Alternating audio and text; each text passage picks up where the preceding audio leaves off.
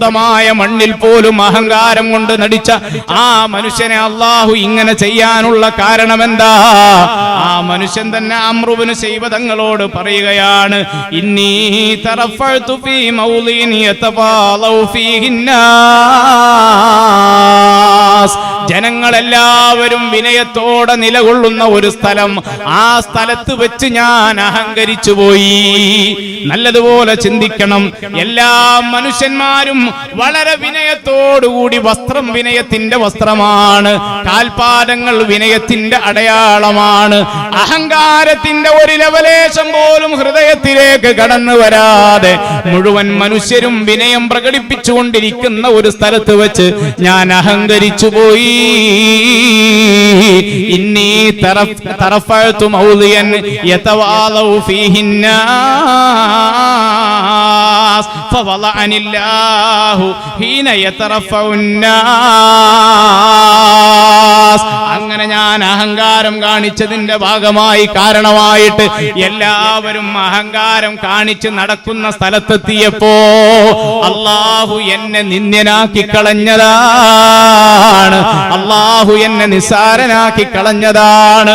പരിശുദ്ധമായ മക്കയിൽ സഫാ മർവക്കിടയിൽ സഅയിന്റെ വേളയിൽ ഞാൻ അഹങ്കാരം കാണിച്ചതിന് അല്ലാഹു എന്നെ നിന്ദ്യനാക്കിയതാണ്. ആളുകൾ കൂടി നിൽക്കുന്ന സ്ഥലത്ത് കണ്ടോ, ഞാൻ വസ്ത്രമില്ലാതെ വിവസ്ത്രനായി തലമുടിയൊക്കെ പിച്ചിപ്പറിച്ചിട്ട് ശരീരമൊക്കെ മാന്തി പൊളിച്ചിട്ട് നിൽക്കുന്ന കാഴ്ച കണ്ടോ?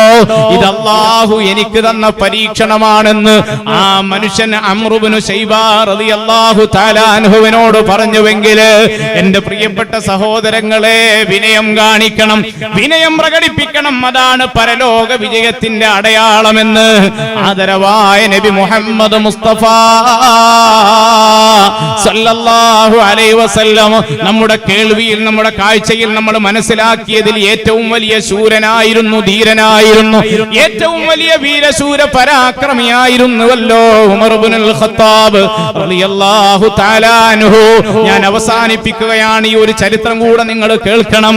വിനയമാണ് മനുഷ്യന്റെ ജീവിതത്തിന്റെ വിജയം സമ്മാനിക്കുന്നതെന്ന് തിരിച്ചറിയാൻ ഉമർ ഇബ്നുൽ ഖത്താബ് റളിയല്ലാഹു തആല അൻഹു ഖലീഫയായിരിക്കുന്ന സമയമാണ്. സയ്യിദുനാ ഉമർ ഇബ്നുൽ ഖത്താബ് റളിയല്ലാഹു തആല അൻഹു അതാ അന്ന് ഷാമിലേക്ക് ഗവർണറായി അബൂ ഉബൈദ തങ്ങളെ നിയമിക്കുകയാണ്. ഷാമിലേക്ക് ഗവർണറായിട്ട് അബൂ ഉബൈദ തങ്ങളെ നിയമിക്കുകയാണ്. അങ്ങനെ മാസങ്ങൾ കഴിഞ്ഞു.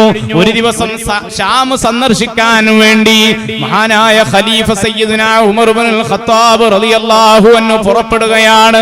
അബൂ ഉബൈദ